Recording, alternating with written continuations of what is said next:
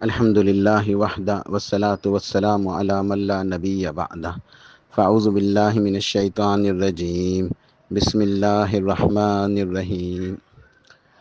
حقوق رحمت للعالمین صلی اللہ علیہ وآلہ وسلم، یہ ہماری سیریز جاری ہے۔ اس سلسلے کا آج 9واں درس ہے، اور آج کے درس میں ہم پیارے رسول اللہ صلی اللہ علیہ وسلم کا 5واں حق، امت کے اوپر آپ کے حقوق میں سے 5واں جو حق ہے وہ انشاءاللہ بیان ہوگا، اور وہ حق یہ ہے کہ پیارے نبی کریم صلی اللہ علیہ وسلم سے محبت کرنا۔ پیارے نبی کریم صلی اللہ علیہ وآلہ وسلم سے محبت کرنا، یہ آپ کا 5واں حق ہے، یہ امت کے اوپر واجب ہے۔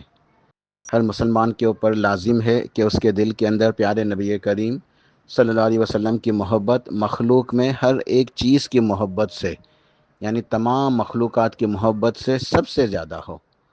سب سے شدید محبت مومنوں کو اللہ کے نبی صلی اللہ علیہ وآلہ وسلم سے ہونی چاہیے۔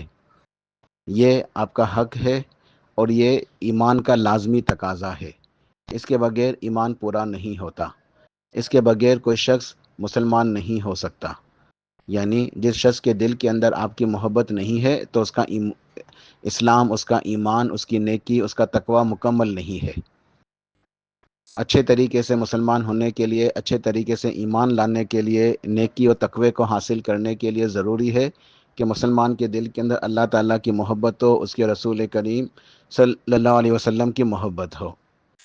اللہ پاک نے ارشاد فرمایا سورہ توبہ آیت نمبر 24 میں، قل ان کان آباؤکم و ابناؤکم و اخوانکم و ازواجکم و عشیرتکم و اموال اقترفتموها و تجارت تخشون کسادها و مساکن ترضونها احب الیکم من اللہ و رسولہ و جہاد فی سبیلہ فتربصوا حتی یأتی اللہ بامرہ واللہ لا یہدی القوم الفاسقین۔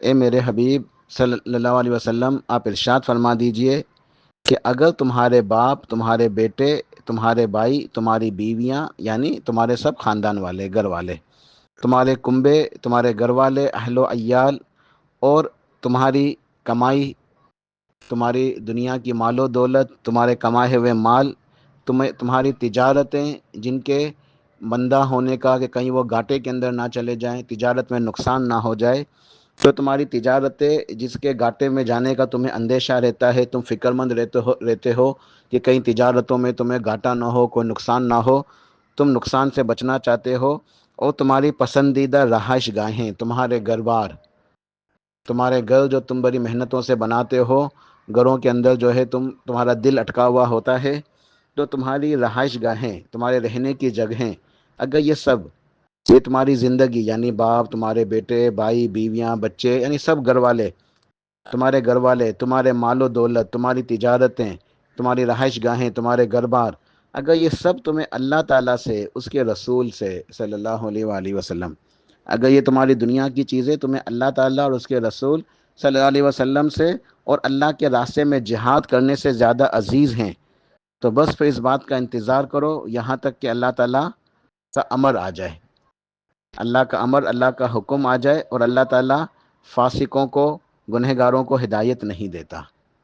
یعنی ایک یہ وعید ہے، ایک وعید ہے کہ اگر تمہاری دنیا کی جو چیزیں ہیں، جو تمہاری دنیا کے ساز و سامان ہیں، تمہارے گھر بار ہیں، تمہارے بیوی بچے، تمہارے ماں باپ، بھائی بہن، تمہاری تجارتیں، تمہاری مال و دولت، تمہارے گھر بار، یہ تمہیں اللہ تعالیٰ سے، اس کے رسول سے زیادہ عزیز ہیں، اللہ کے راستے میں جہاد کرنے سے زیادہ عزیز ہے، پھر تم انتظار کرو اللہ کے عذاب کا، اللہ کے فیصلے کا انتظار کرو۔ اور اللہ تعالیٰ ایسی قوم کو ہدایت نہیں دیتا جو فاسق ہے، گنہگار ہے۔ اس آیت سے پتہ چلتا ہے کہ مومن کے دل میں دنیا کی محبت نہیں ہونی چاہیے، بلکہ سب سے زیادہ محبت اللہ تعالیٰ کی، اس کے رسول صلی اللہ علیہ وسلم کی ہونی چاہیے۔ یہ ایمان کا لازمی تقاضا ہے کہ ایک مسلمان کی، ایک مومن کے لیے ضروری ہے کہ اس کے دل کے اندر سب سے زیادہ شدید محبت ہو اللہ تعالیٰ کی، اور اس کے رسول کریم صلی اللہ علیہ وسلم کی محبت سب سے زیادہ ہونی چاہیے۔ صحیح بخاری کے اندر ایک روایت ہے، سیدنا ابو ہریرہ رضی اللہ عنہ ارشاد فرماتے ہیں، قال رسول اللہ صلی اللہ علیہ وسلم، فوالذی نفسی بیدیہ لا یؤمن احدکم حتی اکون احب الیہ من والدہ و ولدہ، کہ اس ذات کی قسم جس کے ہاتھ میں میری جان ہے۔ سرتاج رسول صلی اللہ علیہ وسلم قسم کھا کے ارشاد فرما رہے ہیں کہ اللہ تعالیٰ کی قسم، کہ اس ذات کی قسم جس کے ہاتھ میں میری جان ہے، تم میں سے کوئی شخص اس وقت تک مومن نہیں ہو سکتا جب تک میں اس کے نزدیک اس کے والد، اس کے بیٹے سے زیادہ پیارا نہ ہو جاؤں۔ اور اہل تفسیر یہاں لکھتے ہیں کہ یہاں لفظ استعمال ہوا ہے والدی و ولدی، اس کا لفظی ترجمہ تو بنتا ہے والد اور بیٹے، لیکن یہاں جو تفسیر مراد ہے نا، یہاں اس کی جو تشریح مراد ہے، اس سے مراد ماں باپ دونوں ہیں اور بیٹے بیٹیاں یعنی اولاد اور والدین۔ تو حدیث کا مفہوم یہ ہے کہ اللہ کے پیارے رسول صلی اللہ علیہ وسلم نے ارشاد فرمایا ہے کہ اس ذات کی قسم جس کے ہاتھ میں میری جان ہے، تم لوگ اس وقت تک ایمان والے نہیں ہو سکتے، تم میں سے کوئی شخص اس وقت تک مومن نہیں ہو سکتا جب تک کہ میں اس کے نزدیک اس کے والدین سے اور اس کی اولاد سے زیادہ پیارا نہ ہو جاؤں۔ انسان کو سب سے زیادہ پیار کس سے ہوتا ہے؟ والدین سے اور بیوی بچوں سے۔ تو اللہ کے نبی ارشاد فرماتے ہیں کہ تم میں سے کوئی بھی شخص اس وقت تک مومن نہیں ہوگا، یعنی اس کا ایمان پورا نہیں ہوگا۔ یا مومن نہ ہونے سے مراد یہ نہیں کہ وہ بالکل ہی بے ایمان ہے، ایمان سے فارغ ہو گیا، مسلمان نہیں رہا، امت سے خارج نہیں، بلکہ یہاں کمال ایمان مراد ہے۔ اصل الایمان تو موجود ہے، لیکن وہ ایمان ناقص ہے، اس کے اندر عیب ہے، وہ مکمل نہیں ہے۔ اصل الایمان تو ہے لیکن کامل ایمان نہیں ہے، اعلیٰ ایمان نہیں ہے، ایمان کا کمال حاصل نہیں ہوا۔ تم میں سے کوئی اپنے ایمان کی تکمیل نہیں کر سکتا، اس وقت تک اعلیٰ ایمان کو حاصل نہیں کر سکتا جب تک اللہ کے نبی اسے سب سے زیادہ پیارے نہ ہو جائیں، اس کے والدین سے بھی پیارے، اس کے بیوی بچوں سے بھی زیادہ پیارے نہ ہو جائیں۔ اور اسی بات پہ دلالت کرنے والی ایک اور حدیث ہے جو صحیح مسلم کی روایت ہے، جس کے اندر سیدنا انس بن مالک رضی اللہ عنہ ارشاد فرماتے ہیں کہ قال رسول اللہ صلی اللہ علیہ وسلم لا یؤمن عبد حتی اکون احب الیہ من اہلہ و مالہ والناس اجمعین۔ آپ نے ارشاد فرمایا کہ کوئی بندہ اس وقت تک مومن نہیں ہو سکتا، یعنی کمال ایمان کو نہیں پہنچ سکتا، ایمان کے کمال کو حاصل نہیں کر سکتا جب تک میں اس کے نزدیک اس کے تمام اہل و عیال سے، اس کے مال و دولت سے اور تمام لوگوں سے زیادہ پیارا نہ ہو جاؤں۔ جب تک میں اس کے نزدیک اس کے اہل و عیال سے، یعنی سب گھر والوں سے، ماں باپ بھائی بہن اور بیوی بچے سب آ جاتے ہیں، سب گھر والوں سے اور اس کے مال و دولت سے، اس کے مال و دولت سے اور دنیا کے تمام لوگوں سے سب سے زیادہ پیارا نہ ہو جاؤں، تو اس وقت تک اس کا ایمان پورا نہیں ہو سکتا، اس وقت تک اس کا ایمان پورا نہیں ہو سکتا۔ اس بات کو سمجھنے کے لیے ایک اور حدیث ہے، وہ بہت اور اچھے طریقے سے اس بات کو سمجھاتی ہے۔ امام بخاری رحمہ اللہ حضرت عبداللہ بن حشام رضی اللہ تعالیٰ عنہ کی ایک روایت بیان فرماتے ہیں کہ وہ ارشاد فرماتے ہیں کننا مع النبی صلی اللہ علیہ وسلم وهو آخذ بید عمر بن خطاب رضی اللہ عنہ فقال له عمر رضی اللہ تعالیٰ عنہ یا رسول اللہ لانت احب الی من کل شیء الا من نفسی۔ وہ ارشاد فرماتے ہیں کہ ایک مرتبہ ہم پیارے نبی کریم صلی اللہ علیہ وسلم کے ساتھ تھے اور آپ نے سیدنا عمر بن خطاب، سیدنا فاروق اعظم رضی اللہ عنہ، ان کا ہاتھ تھام رکھا تھا۔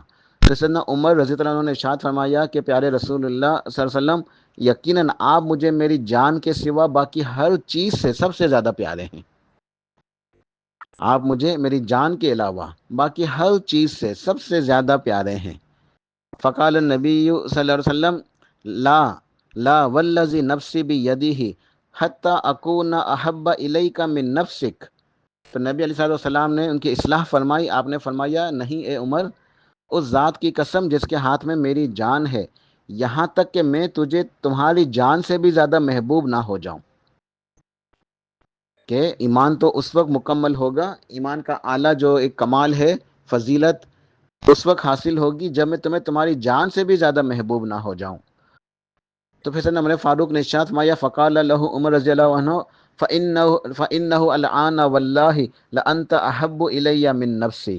فقال النبی صلی اللہ علیہ وسلم الآن یا عمر۔ سیدنا عمر فاروق نے ارشاد فرمایا کہ اللہ تعالیٰ کی قسم، بے شک، بلا شک و شبہ اب آپ اس وقت مجھے میری جان سے بھی زیادہ عزیز ہیں۔ تو سرتاج رسول نبی علیہ السلام نے ارشاد فرمایا ہاں عمر، اب بات بنی ہے، اب ایمان جو ہے اعلیٰ درجے کو پہنچا ہے، اب ایمان کی تکمیل ہوئی ہے، اب اصل ایمان کے ساتھ ساتھ ایمان کا کمال بھی حاصل ہو گیا ہے۔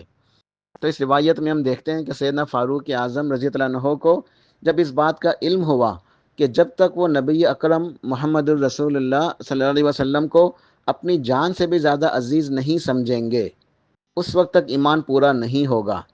یعنی نبی علیہ الصلوۃ والسلام کو اپنی جان سے زیادہ عزیز سمجھے بغیر ایمان مکمل نہیں ہوتا۔ تو سیدنا عمر فاروق نے کیا کیا؟ پھر اثر نو اپنا جائزہ لیا، پھر اپنے نفس کا محاسبہ کیا، اپنی سابقہ فکر اور اپنی سوچ کا اثر نو جائزہ لیا، پھر ایک نئے نتیجے کے اوپر پہنچے، پھر اپنا جائزہ لے کے دوبارہ سے سوچ وچار کر کے پھر ایک نئے نتیجے کے اوپر پہنچے، اور پھر کامل صاف گوئی، صداقت اور صراحت کے ساتھ نبی کریم صلی اللہ علیہ وسلم کے روبرو اس بات کا اظہار کیا، اور وہ نتیجہ یہ تھا کہ اب آپ مجھے میری اپنی جان سے بھی سب سے زیادہ محبوب اور پیارے ہیں۔ یعنی آپ مجھے دنیا کی ہر چیز سے زیادہ، اپنی جان سے بھی زیادہ، دنیا کی ہر چیز سے زیادہ اور اپنی جان سے بھی زیادہ آپ مجھے پیارے ہیں۔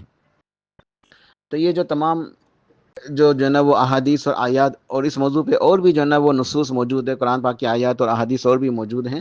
تو ان تمام نصوص سے یہ بات ثابت ہوتی ہے کہ جب تک اللہ کے نبی صلی اللہ علیہ وسلم سے سب سے زیادہ محبت نہ ہو تب تک ایمان پورا نہیں ہوتا۔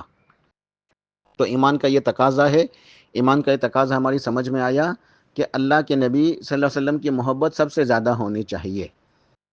اب یہاں سوال یہ پیدا ہوتا ہے کہ آخر وجہ کیا ہے؟ اللہ کے پیارے نبی کریم صلی اللہ علیہ وسلم کی محبت سب سے زیادہ آپ سے محبت واجب کیوں ہے؟ اور وہ محبت ہم کیسے کریں؟ تو ہر مومن کو آپ سے سب سے زیادہ محبت ہونی چاہیے۔ اس کی وجہ کیا ہے؟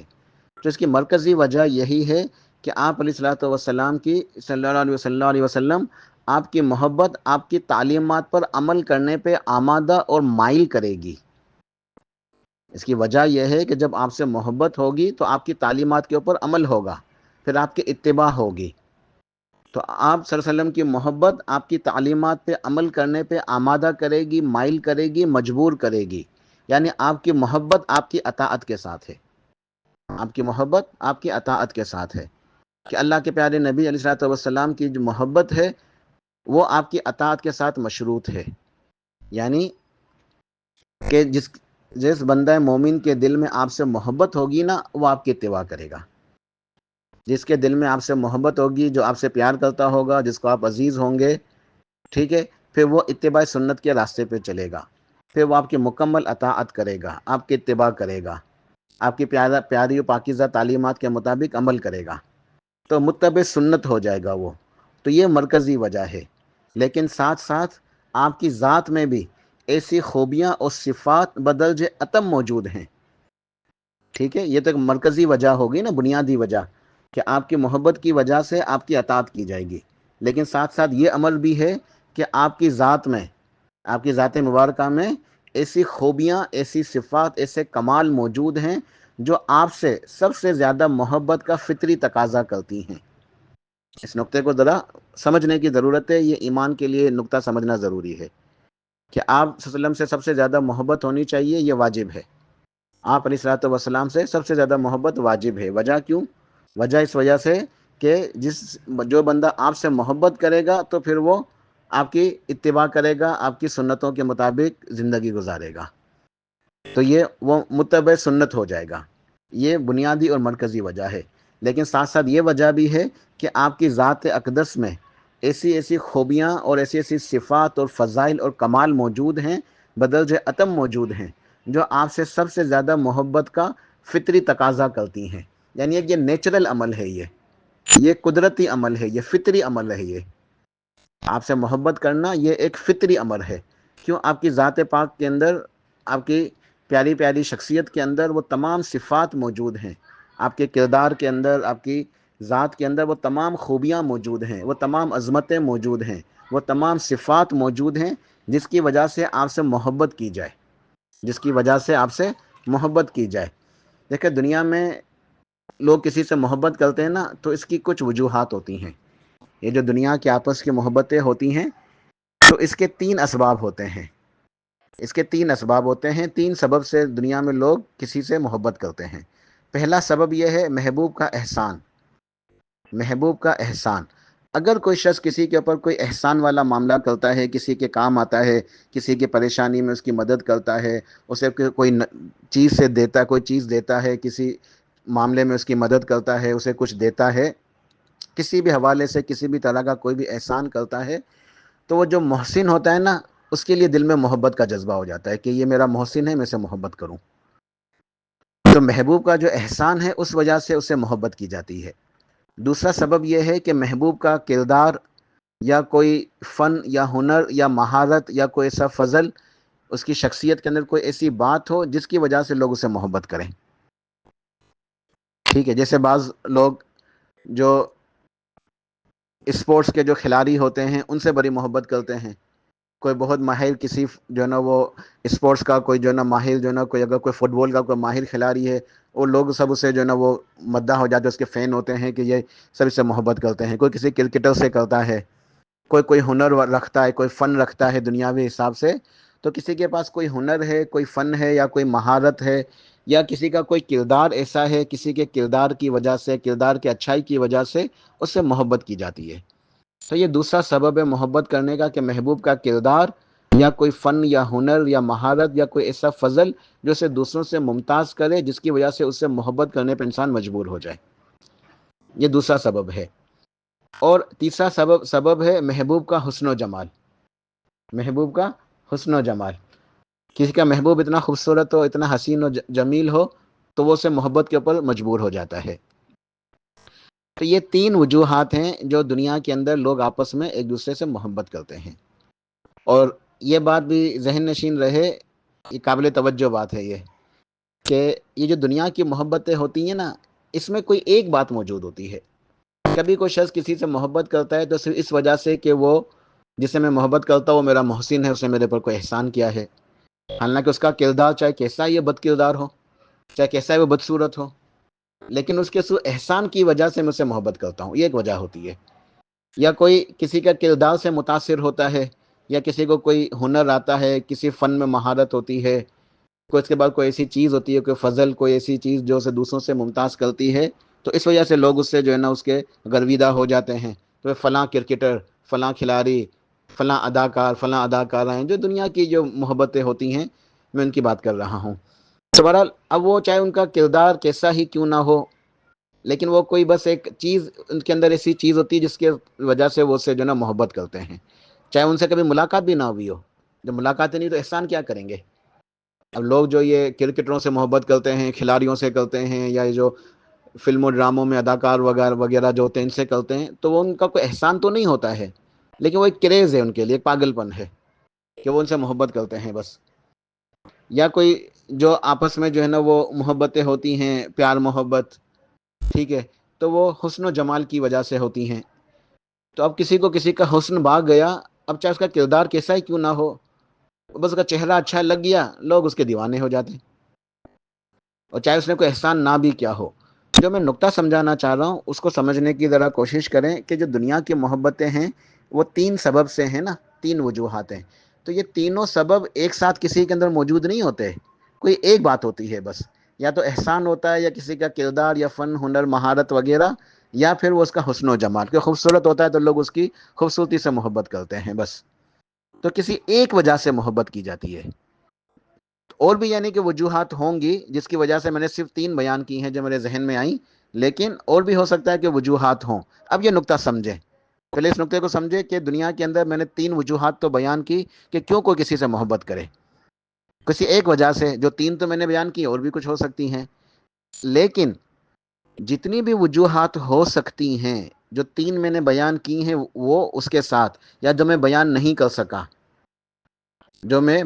کر سکا، جو بھی وجوہات ہو سکتی ہیں، وہ تمام کی تمام وجوہات دنیا کے اندر ایک ایسی ہستی ہے، جس کے اندر ایک ایسی شخصیت ہے، ایک ایسی ہستی ہے، ایک ایسی ذات ہے جس کے اندر پوری کی پوری اچھے طریقے سے، احسن طریقے سے، مکمل طریقے سے بدرجہ اتم پائی جاتی ہیں. اور وہ شخصیت ہے ہمارے پیارے نبی کریم محمد الرسول اللہ صلی اللہ علیہ وآلہ وسلم کی. آپ کی ذات اقدس کے اندر وہ تمام کی تمام کردار، تمام کے تمام فضائل، تمام کی تمام خوبیاں، عظمتیں موجود ہیں، اور آپ امت کے اوپر سب سے زیادہ آپ احسان کرنے والے ہیں. آپ سے زیادہ کسی نے آج تک انسانیت کے اوپر احسان نہیں کیا جتنا احسان آپ نے کیا ہے. تو سب سے زیادہ احسان بھی آپ کا ہے، سب سے زیادہ کردار میں کمال درجے کو آپ پہنچے ہیں. کردار میں کمال درجے کو آپ پہنچے ہیں، اور آپ کا حسن و جمال یہ تو بیان ہو نہیں سکتا.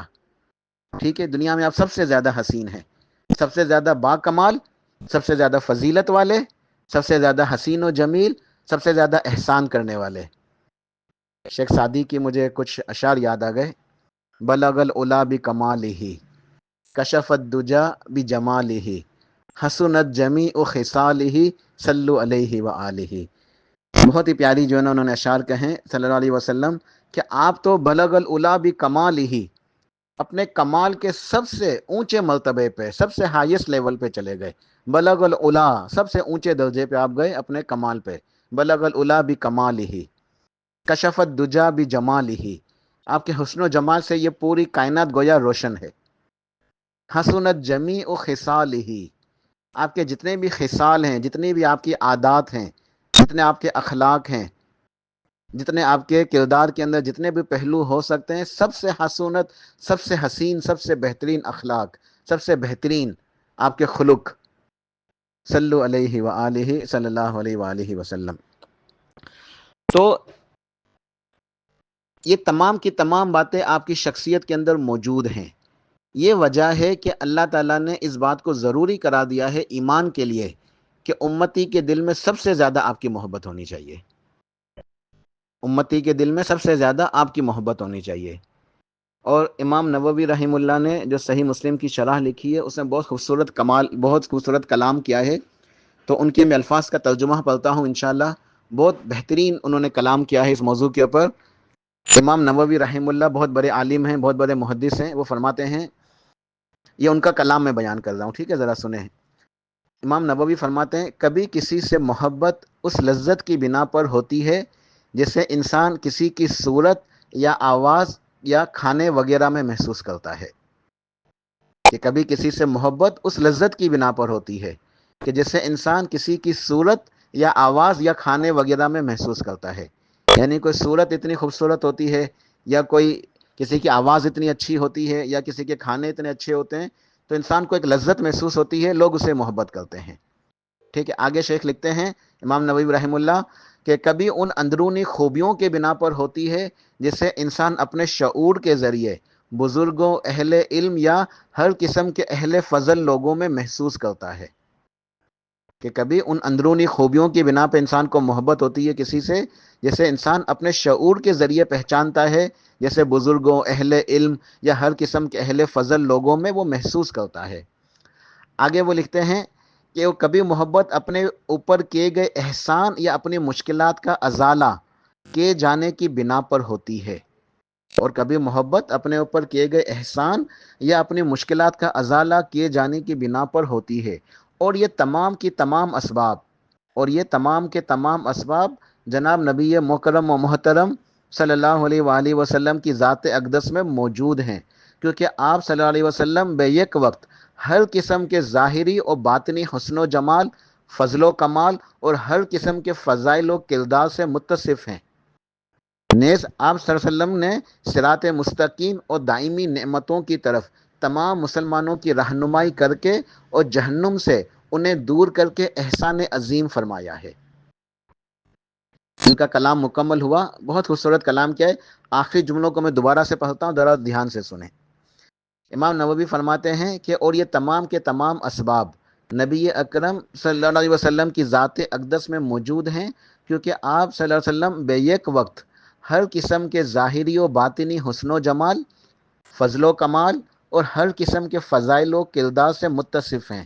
نیز آپ صلی اللہ علیہ وسلم نے صراط مستقیم اور دائمی نعمتوں کی طرف یعنی جنت کی طرف، صراط مستقیم اور دائمی نعمتیں یعنی جنت کی طرف تمام مسلمانوں کی رہنمائی کر کے اور انہیں جہنم سے انہیں دور کر کے احسان عظیم فرمایا ہے. ان کا کلام پورا ہوا. اس کا خلاصہ یہ ہے کہ نبی علیہ الصلوۃ والسلام نے تمام لوگوں کو صراط مستقیم کی طرف رہنمائی کی، انہیں جہنم سے بچایا، جنت کا راستہ دکھایا، اللہ کی توحید سکھائی، نیکی کرنا سکھایا، تقوی سکھایا، عبادت کرنی سکھائی، اللہ کا دین سکھایا۔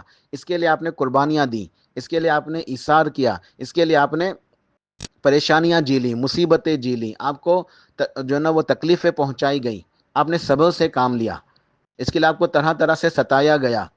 ذرا طائف کا واقعہ ذہن میں رکھیے، پھر دیکھیے محبت کا لیول اوپر جاتا ہے کہ نہیں۔ طائف کا واقعہ، کس کے لیے آپ نے یہ تکلیفیں اٹھائیں؟ ذرا احد کے میدان میں جو آپ کو تکلیفیں ہوئی ان کو یاد کیجئے۔ آپ کی پوری زندگی مصائب، غم، الم، رنج و پریشانیاں، بھوک، افلاس، آپ نے اپنی ذات کے لیے کبھی کوئی آرام، کبھی کوئی آسائش حاصل نہیں کی، حالانکہ آپ تو سرتاج رسول ہیں، سردار دو جہاں ہیں صلی اللہ علیہ وآلہ وسلم۔ آپ کے لیے کس چیز کی کمی ہو سکتی تھی؟ اللہ پاک نے آپ کو اختیار دیا تھا کہ میرے حبیب آپ چاہیں تو میں آپ کو بادشاہت بھی عطا کر دوں، نبوت اور رسالت بھی عطا کروں، لیکن آپ نے کہا نہیں۔ ہر نبی کو اللہ تعالیٰ نے ایک دعا کرنے کی ایک خصوصی، ویسے تو انبیاء علیہ السلام مستجب الدعوات ہوتے ہیں، مستجب الدعوات ہوتے ہیں، انبیاء علیہ السلام کی دعائیں پوری ہوتی ہیں، لیکن اللہ تعالیٰ نے ایک اسپیشل دعا، خاص الخاص دعا ہر نبی کے لیے رکھی کہ میرے یہ نبی یہ دعا مانگیں گے، یہ دعا ضرور ضرور بالضرور قبول ہوگی۔ ایک، ویسے تمام دعائیں نبی کی قبول ہیں، لیکن ایک خاص دعا کا موقع عطا فرمایا اللہ تعالیٰ نے ہر نبی کو، ہر نبی، ہر رسول کو یہ موقع ملا کہ ایک خاص دعا نبی آپ کے لیے ہے، اور ہر نبی نے اپنی دعا دنیا کے اندر مانگ لی۔ ہر نبی نے وہ خاص دعا، وہ اسپیشل دعا، وہ ایک لمحہ اسپیشل جس کے اندر اللہ تعالیٰ دینے کے لیے تیار ہے، دینا چاہتا ہے، نواز رہا ہے اپنے نبیوں کو کہ اے میرے انبیاء، میرے نبیوں مانگو۔ ہر نبی نے اللہ تعالیٰ سے دنیا کے اندر وہ دعا مانگ لی، اور رحمت للعالمین ہے، نبی الرحمہ ہے، اپنی امت کے لیے غم کھانے والے، اپنی امت کے لیے رونے والے، اپنی امت کے لیے دعائیں کرنے والے۔ آپ نے دنیا کے اندر نہیں مانگی، آپ نے کہہ دیا اے میرے رب اس دعا کو محفوظ فرما دے میری امت کی شفاعت کے لیے، میری امت کو جہنم سے بچانے کے لیے قیامت والے دن۔ یہ آپ کا احسان ہے ہمارے اوپر، یہ آپ نے ہم پر احسان فرمایا ہے کہ وہ دعا آپ کے لیے تھی، آپ کی ذات کے لیے تھی، وہ ایک خاص ذاتی دعا تھی، وہ آپ نے اپنی ذاتی دعا بھی اپنے لیے نہیں مانگی، وہ اللہ نے آپ کو موقع عطا فرمایا تھا، وہ نعمت آپ کو ملی تھی، وہ فضل آپ کا تھا، وہ انعام آپ کا تھا، وہ انعام، وہ رب کا فضل آپ کے لیے تھا، آپ نے امت کے لیے رکھ دیا کہ مجھے اپنے لیے نہیں مانگنا دنیا میں، یا اللہ اس دعا کو محفوظ کر دے میری امت کی شفاعت کے لیے، قیامت والے دن اس دعا مانگوں گا میں اپنی امت کو جہنم سے نکالنے کے لیے، صلی اللہ علیہ وآلہ وسلم۔ تو تین وجوہات، تو سب سے پہلے محبوب کا احسان۔ تو اس بات کو یاد رکھیں کہ اگر دنیا والے کسی کے احسان کو یاد کرنا چاہیں نا، تو دنیا والے ماننے کے اوپر مجبور ہوں گے کہ اس پوری انسانیت کے اوپر اگر کسی نے احسان کیا ہے نا تو وہ اللہ کے نبی ہیں صلی اللہ علیہ وآلہ وسلم۔ اگر ایک مورخ، تاریخ لکھنے والا اگر تاریخ لکھتا ہے، اس کے اوپر کسی کے احسان کو یاد کرتا ہے اور ایک کتاب تیار کرتا ہے، تو اس کتاب کا نام بھی رکھ دیتا ہے محسن انسانیت صلی اللہ علیہ وآلہ وسلم۔ ایک مورخ نے باقاعدہ کتاب لکھی اور اس کا نام ہی یہی رکھا کتاب کا، محسن انسانیت، جو پیارے رسول اللہ ہیں صلی اللہ علیہ وآلہ وسلم۔ تو اگر دنیا والے اگر اس وجہ سے کسی سے محبت کرتے ہیں کہ اس نے ان پہ احسان کیا ہے، تو وہ جان لے کہ انسانیت پہ سب سے بڑا احسان اللہ کے نبی صلی اللہ علیہ وسلم نے کیا ہے، لہٰذا ان کے نزدیک سب سے زیادہ محبوب شخصیت اللہ کے نبی کی ہونی چاہیے۔ اب یہ ایک ایسا موضوع ہے کہ بالکل اس کے اوپر باقاعدہ کتابوں پہ کتابیں لکھی جا سکتی ہیں کہ آپ محسن انسانیت ہیں۔ میرا تو وقت پورا ہو گیا، میں کیا اس کا حق ادا کروں، میں تو عاجز سا جو ہے نا ایک انسان ہوں، ٹھیک ہے۔ اس کے اوپر تو جو ہے نا وہ تمام کے تمام علماء مل کے لکھیں تو حق ادا نہیں کر سکتے۔ سے ایک آیت پڑھ کے میں آگے چلتا ہوں۔ اللہ پاک نے ارشاد فرمایا، لقد جاءکم رسول من انفسکم عزیز علیہ ما عنتم حریص علیکم بالمؤمنین رؤوف الرحیم۔ اے لوگو تمہارے پاس یقیناً بے شک ایک رسول آئے ہیں جو تم ہی میں سے ہیں، وہ تمہیں اپنی جان سے زیادہ عزیز رکھتے ہیں، تمہاری بلائی کے حریص ہیں، مومنوں کے لیے وہ فائدہ چاہتے ہیں، تمہاری تکلیف ان سے دیکھی نہیں جاتی، تمہیں مشقت کے اندر وہ نہیں دیکھنا چاہتے، وہ نہیں چاہتے کہ تمہیں کوئی تکلیف پہنچے، وہ تو تمہاری بلائی کے حریص ہیں، مومنوں کے اوپر رؤوف ہیں، مہربان ہیں، مومنوں کے اوپر مہربان ہیں، مہربانی کرنے والے ہیں، رحیم ہیں، کرم کرنے والے ہیں، رؤوف الرحیم ہیں، کریم ہیں۔ اور حدیث شریف کے اندر آتا ہے کہ آپ نے ارشاد فرمایا کہ میری مثال، ایک تو تمہاری مثال ایسی ہے گویا کسی شخص نے آگ جلائی، جب آگ خوب روشن ہو گئی تو پروانے جو ہے وہ اس آگ کے اندر گرنے لگے تو وہ ان کو روکنے لگا۔ آپ نے ارشاد فرمایا کہ اسی طریقے سے میری اور تمہاری مثال ہے کہ تم جہنم میں گرتے جا رہے ہو، میں تمہیں جو ہے تمہاری کمروں سے پکڑ پکڑ کے کھینچ رہا ہوں، جہنم سے بچا رہا ہوں۔ تو آپ سب سے زیادہ انسانیت کے اوپر احسان کرنے والے محسن انسانیت ہے، لہٰذا آپ سے سب سے زیادہ محبت ہونی چاہیے۔ دوسری بات جس کی وجہ سے کسی سے محبت کی جاتی ہے وہ کردار، فضائل، خوبیاں، عظمت، کمام، اچھائیاں۔ یہ بھی ایک ایسا موضوع ہے جس کو بیان کرنے کا کوئی حق ادا نہیں کر سکتا۔ آپ کی ذات کے اندر وہ تمام کی تمام اعلیٰ صفات موجود ہیں، تمام خوبیاں، تمام عظمتیں، تمام اچھائیاں، تمام فضائل موجود ہیں جو بیان نہیں کیے جا سکتے، جس موضوع پہ لکھا جائے تو کتابوں کی کتابیں، مکتبے تیار ہو جائیں گے، لائبریریاں بھر جائیں گی۔ صرف ایک آیت کے اوپر اکتفا کرتا ہوں، اللہ پاک نے ارشاد فرمایا وَإِنَّكَ لَعَلَىٰ خُلُقٍ عَظِيمٍ، اے میرے حبیب آپ تو اخلاق کے سب سے اونچے درجے کے اوپر ہیں، سب سے اعلیٰ اخلاق کے حامل ہیں۔ تو اگر دنیا والے کسی کے کردار یا خوبی کی وجہ سے، کسی کی عظمت کی وجہ سے، کسی کی فضل کی وجہ سے کسی سے محبت کرتے ہیں تو جان لیں کہ سب سے زیادہ فضیلت و کمال اور سب سے زیادہ خوبیاں اللہ کے نبی صلی اللہ علیہ وسلم کی ذات کے اندر جمع ہیں، لہٰذا سب سے زیادہ محبت کے حقدار آپ ہی ہیں۔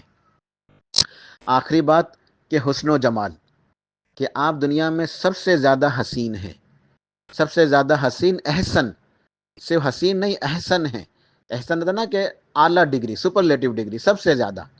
تو آپ سب سے زیادہ حسین ہیں، احسن ہیں، آپ سب سے زیادہ جمیل ہیں بلکہ اجمل ہیں، سب سے زیادہ، آپ سے زیادہ کوئی جو ہے نا جمیل ہو نہیں سکتا، آپ اجمل ہیں، سب سے زیادہ کامل ہیں بلکہ اکمل ہیں، سب سے زیادہ کامل مکمل ہیں بلکہ اکمل ہیں، سب سے زیادہ صاحب فضل ہیں، افضل ہیں، سب سے زیادہ شریف ہیں، اشرف ہیں، سب سے زیادہ کریم ہیں، اکرم ہیں۔